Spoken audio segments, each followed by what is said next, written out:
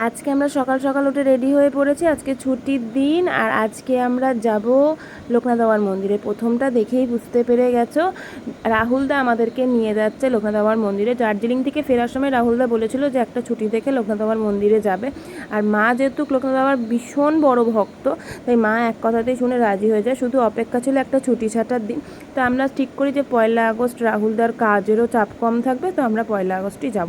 আর 1 আগস্টে আমার সব বন্ধ রাখতে একটু সুবিধা আছে তার জন্য। তো আমরা প্রথমেই চলে যাই চাকলা লোকনাথ বাবার মন্দিরে। ওখানে নাম যেতে না যেতেই ওখানে প্রচুর মানুষ দাঁড়িয়ে থাকে, তারা ডেকে ডেকে নিয়ে যায় এখানে ডালা নেওয়ার জন্য। তো আমরাও সেরকমই নামার পরে চলে গেছিলাম ডালা কিনতে। ডালা অনেক রকমের হয়, 101 টাকা, 151 টাকা, 201 টাকা। সো যে যেরকম ডালা নেবে। তো আমরা আমাদের মতো ডালা নিয়ে প্রথমে চলে যাই মন্দিরের ভিতরে। মূল মন্দিরে দুরকমভাবে পুজো হয়। বাইরে এই যে এখানে বাইরে ঠাকুরমশাইরা বসে আছেন, এখানে একটা লোকনাথ বাবার পুজো করা হচ্ছে, যেটা কি না সবাই নর্মাল বসে পুজো দিতে পারবে। আর একটা হলো ওই যে ভেতরে ঠাকুরমশাই পুজো করছে একদম বিগ্রহের সামনে, ওইটা যদি পুজো দিতে চাও তাহলে 100 টাকা করে পার হেড দিয়ে ওখানে ঢুকে পুজো করতে হয়। আর এছাড়াও বাইরে বিভিন্ন জায়গায় লোকনাথ বাবার মূর্তি রাখা আছে মালা চড়ানোর জন্য। তো এখানে আমাদের যেহেতু মানতের পুজো ছিল, গুবলুর কাকিমার মানত করা ছিল, তাই জন্য গুবলু, কাকিমা, গুন্নু আর মা গেছিলো ভেতরে পুজোতে। যেহেতু মা মানে লোকনাথ বাবার অন্ধ ভক্ত যেটা বলে, তো সেই জন্য বাবা বলেছিল তুমি ভেতরে গিয়ে পুজো দাও। তো মা গেছিলো মন শান্তি করে ভালো করে ভেতরে বসে পুজো দিচ্ছিল। ঠাকুরমশাই প্রথমে যেটা দেখলাম সবার মালাগুলো নিয়ে পরিয়ে দিল। তারপরে এই যে কাকিমাটা টিপ নিয়ে গেছিলো লোকনাথ বাবার জন্য, সেই সোনার টিপটাও ঠাকুরমশাই সুন্দরভাবে লোকনাথ বাবার কপালে পরিয়ে দেয়। তারপরে আস্তে আস্তে বেশ অনেকটা সময় ধরে পুজো হয় নামগোত্র জেনে। তারপর সেখান থেকে বেরিয়ে আসে মা, গুন্নু, তারপরে গুবলু, কাকিমা সবাই মন্দিরে প্রণাম করে আস্তে আস্তে ওরা বেরিয়ে আসে। বেরিয়ে বাইরের দিকে এসে এখানে ধূপকাঠি মোমবাতি জ্বালানোর ব্যবস্থা আছে, সেখানেই মারা সবাই ধূপকাঠি মোমবাতি জ্বালাচ্ছিলো আর প্রণাম করছিলো। সেই সময় আমরা বাইরেটা ঘুরে দেখছিলাম।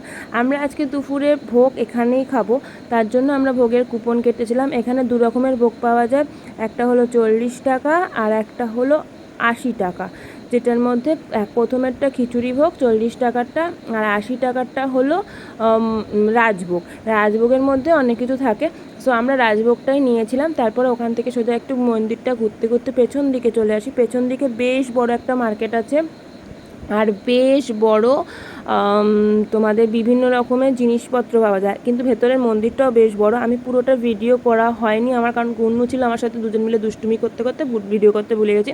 মন্দিরের দোতলায় আছে জগন্নাথ মহাপ্রভু, আর নিচের দিকে ওইখানে মানুষরা সবাই বসেই আছে। আর এইখানে রয়েছে বাবা লোকনাথের মূর্তি। তো আমরা এখানটা অনেকক্ষণ ধরে ঘোরাঘুরি করার পর বাইরে চলে গেছিলাম। বাইরে গিয়ে বেশ কিছুক্ষণ ঘুরে ওখান থেকে কেনাকাটা করি। চাকলা লোকনাথ বাবার মন্দিরের বাইরে প্রচুর সবজির দোকান আছে, সেখানে বেশ সস্তায় আর ভালো তাজা সবজি পাওয়া যায়। ওখান থেকে আমরা বেশ কিছু সবজি কিনি, সেগুলোর আর ভিডিও করিনি কারণ ভিডিওটা অনেক বড় হয়ে যাবে। তারপর দুপুরবেলা 1টা বাজতেই না বাজতে ওখানে ভোগ দেওয়া শুরু হয়। আমরা ভোগের এখানে চলে আসি। প্রথমে দিয়েছিলো খিচুড়ি আর কুমড়োর তরকারি, যেটা দুর্দান্ত ছিল। তারপরে আসে পোলাও আর সোয়াবিনের তরকারি, তারপরে চাটনি, পাঁপড় আর পায়েস। প্রত্যেকটা মানে খাবারই ছিল মুখে লেগে থাকার মতো। তারপর ওখান থেকে আমরা বেরিয়ে চলে আসি কচুয়া ধামে। কথায় আছে কচুয়া ছিল লোকনাথ বাবার বাড়ি আর চাকলা ছিল মামা বাড়ি। তো মানে কথায় আছে জানি না, তবে ওখানকার মানুষরা এটাই বলে। তো এটা নিয়ে অনেক বিতর্ক আছে বাড়ি নিয়ে, বাট আমি যেটুকু ওখানের মানুষের কাছে জিজ্ঞেস করছি তারা বলেছে কচুয়ায় তার বাড়ি আর চাকলায় তার মামা বাড়ি, আর তিনি গত হয়েছিলেন বাংলাদেশে। তো এইখানে আমরা আসার পরে জানতে পারি এই মন্দিরটা খোলার বিভিন্ন রকম টাইম আছে, যেমন সকালবেলা 12টায় বন্ধ হয়ে যায়, সকাল 8টায় খোলে, আবার দুপুর 3টেয় খোলে, রাত 8টায় বন্ধ হয়ে যায়। তো আমরা যখন গেছিলাম তখন 2:30 বাজে, তাই আমরা বাইরে কিছুক্ষণ ঘোরাঘুরি করার পরেই মন্দির খুলে যায়। ঠাকুরমশাই এসে মন্দির খোলেন আর আমরা এদিকে পুরো মন্দিরটা ঘুরে ঘুরে দেখছিলাম। বেশ সুন্দর পরিবেশ, বেশ ভালো লাগছিলো এখানে ঘুরে ঘুরে বেড়াতে। আর সেদিনই হালকা হালকা বৃষ্টিও হয়েছিল। যাই হোক, আমরা বাইরে অনেকক্ষণ বসে অপেক্ষা করার পর ঠাকুরমশাই এসে মন্দিরটা খোলে। আর মন্দিরের যখন দরজাটা খুললো, লোকনাথ বাবার রূপ দেখে না মানে মুগ্ধ হয়ে গেলাম। এত সুন্দর দেখতে লোকনাথ বাবাকে লাগছিল, আর এত বড় একটা মূর্তি এখানে, যে খুব ভালো লাগছিলো। কিন্তু এখানের এই মূর্তিতে পুজো হয় না, সামনে যেই ছোটো মূর্তি আছে এই মূর্তিটি ঠাকুরমশাইরা পুজো করেন। তো আমরা এখানেও পুজো দিই, এখানে পুজো দেয় রাহুলদা আর কাকিমা। তারপরে এই যে সময়টা আমি দেখিয়ে দিলাম, এখানেও কিন্তু দুপুরে ভোগ দেওয়া হয়। এখানে ভোগের দাম খিচুড়ি ভোগ 45 টাকা আর মহাপ্রসাদ ভোগ 80 টাকা, যেখানে পোলাও সব থাকে। যা যা আমরা ওইখানে খেয়েছি এখানেও সেই পাওয়া যায়। তারপরে আমরা হেঁটে হেঁটে একটু পেছন দিকে চলে আসি। এখানে দুধ পুকুর আছে, পুকুরে এখন প্রচুর জল, আর এখানে কিন্তু স্নান করলে চেঞ্জ করার জায়গাও রয়েছে মহিলাদের জন্য। আর এখানে প্রচুর দোকানপাট আছে, বাট এখন কিছুই সেভাবে খোলা ছিল না, কারণ আজকে প্রচণ্ড বৃষ্টি হয়েছে, চারিদিকে অনেক কাদা হয়ে গেছে বলে অনেক দোকানপাট বসতে পারেনি। তো এখানে বেশ কিছুক্ষণ ঘোরাঘুরি করার পর আমরা বিকেলবেলার দিকে মানে সন্ধ্যের দিকে বাড়ির উদ্দেশ্যে রওনা দিই।